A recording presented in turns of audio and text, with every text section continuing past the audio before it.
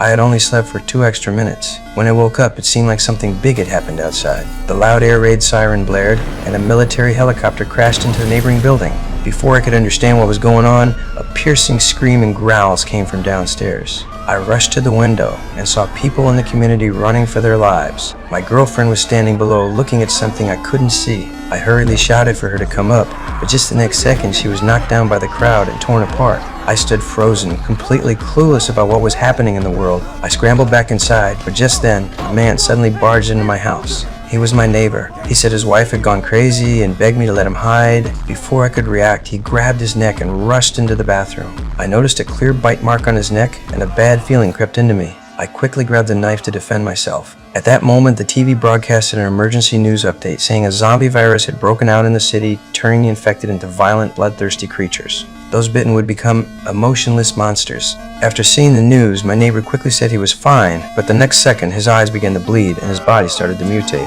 However, he hadn't completely lost his mind yet. Under the threat of my knife, he ran away, scared. I quickly locked the door, but then I heard a terrible scream outside. Through the peephole, I saw my neighbor torn to pieces by zombies. That completely stunned me. I knew the outside was already overrun by zombies. The first thing that came to mind was my parents. Unfortunately, my dad sent me a message saying they were safe for now and urged me to stay inside. It was then I realized survival was up to me. To keep zombies from breaking in, I quickly pushed the fridge against the door, then covered the windows with paper so the zombies outside wouldn't spot me. Next, I moved the bed into the living room so I could always keep an eye on the door. Every day, I would draw a line on the mirror, reminding myself that I had to survive. But that night, just as I was about to sleep, I heard movement in the bathroom. I immediately had a bad feeling, picked up a baseball bat, and quietly went out. I didn't expect a zombie to crawl through the bathroom ventilation pipe.